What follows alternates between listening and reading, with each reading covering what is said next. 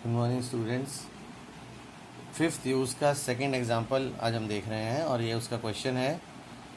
400 छात्रों पर एक बुद्धि परीक्षण हुआ। इसमें 5 उप समूहों में हमें उसके प्राप्तांकों को बांटना है और ज्ञात करना है कि प्रत्येक उप समूह में कितने कितने छात्र आएंगे।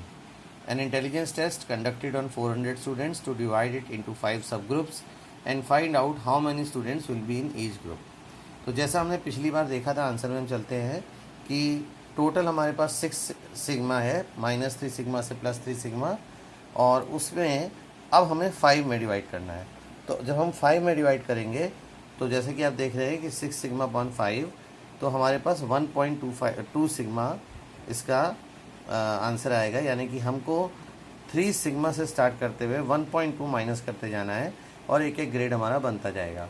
पहला ग्रेड में हम देखें +3 सिग्मा से +3 सिग्मा -1.2 से 1.2 सिग्मा यहाँ से आ गया, और इनको जब हमने माइनस किया तो हमारे पास आया 1.8 sigma. That means in other words we can say that 1.8 sigma, and 1.8 sigma के ऊपर भी हम कह सकते हैं अबव 1.8 सिग्मा। तो ये दूसरे तरीके से हमारा जो ए ग्रेड है वो 1.8 सिग्मा के ऊपर होगा।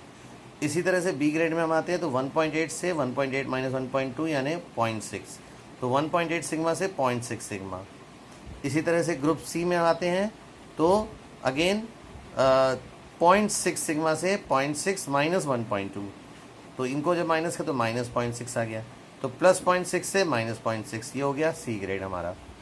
इसी तरह से जब हम डी ग्रेड में आते हैं तो अगेन हम यहाँ पर देखते हैं कि -0.6 सिग्मा से -0.6 माइनस 1.2, विच मीन्स -0.6 सिग्मा से -1.8 सिग्मा।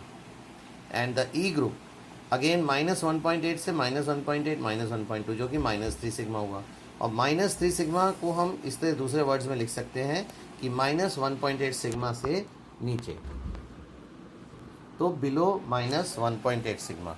तो इसको अगर हम कर्व पे देखते हैं तो अगेन आपको ये यहाँ पे दिख जाएगा। यहाँ पर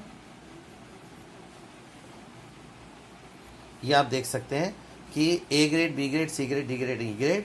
ए ग्रेड जैसे कि हमने पीछे देखा था कि ए ग्रेड हमारा 1.8 सिग्मा के ऊपर था, तो यहाँ पर हम देख सकते हैं कि ए ग्रेड जो है वो 1.8 सिग्मा के ऊपर है, फिर 1.8 से 0.6 तक है, फिर 0.6 से -0.6 तक है, -0.6 से -1.8 है, एंड देन बिलो 1.8 है। तो अब हमें क्या करना है कि टेबल में z मानों के सापेक्ष प्रतिशत देखना, relative percentages for the z values from the table.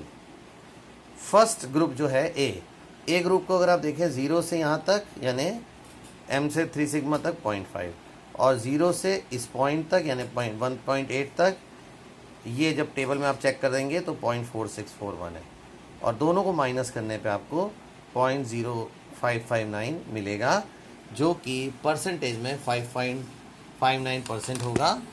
और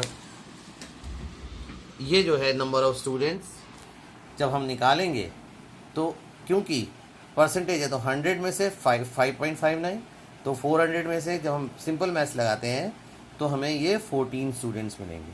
तो ए ग्रुप में, ए ग्रेड में हमें 14 स्टूडेंट्स आएंगे।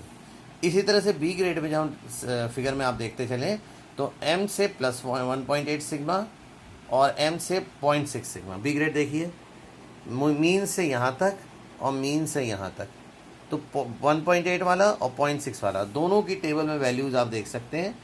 टेबल में वैल्यू 1.8 की 4641 है, 0.6 की 2257 है। दोनों को हमने माइनस किया, परसेंटेज आ गई, और परसेंटेज को हमने फिर 400 में से निकालने के लिए इस तरह से सॉल्व करके 95 स्टूडेंट्स आते हैं। सी ग्रेड हम आप देख रहे हैं 0.6 से 0.6 वाले में इधर से मीन 0.6, उधर से मीन 0.6।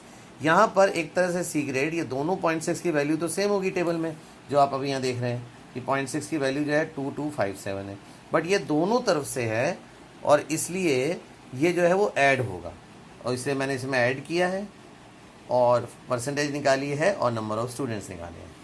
डी ग्रेड जो है यहाँ पे हम देख सकते हैं वो सेम है। वो क्या है कि 1.8 और 0.6 के बीच में है, जैसे बी है। तो डी और बी के जो परसेंटेज और जो नंबर ऑफ स्टूडेंट्स निकलेंगे वो सेम वे में निकलेंगे, इसलिए मैंने लिख दिया है। और ऐसी ई ग्रेड बिल्कुल ए ग्रेड की तरह होता है। तो इस तरह से आप पांचों केसेस में पांचों ग्रेड्स के लिए नंबर ऑफ स्टूडेंट्स निकाल सकते हैं। और किसी भी एक बड़े ग्रुप के लिए हम डिफरेंट ग्रेड्स में डिवाइड कर सकते हैं, उनके जेड वैल्यूज़, उनकी परसेंटेज ऑफ स्टूडेंट्स, जैसे हमने पिछले क्वेश्चन में भी देखा, और कितने कितने स्टूडेंट्स हैं ये भी हम फाइंड आउट कर सकते हैं। तो ये 5 यूजेस एनपीसी के हैं जो हमने इन वीडियोस के थ्रू देखे हैं। और इसके बाद अगर कोई और इम्पॉर्टेंट टॉपिक होगा तो मैं उसको अपलोड करूँगा, जब तक आप रिवाइज़ करके अपने डाउट्स ग्रुप में पूछ सकते हैं। Thank you.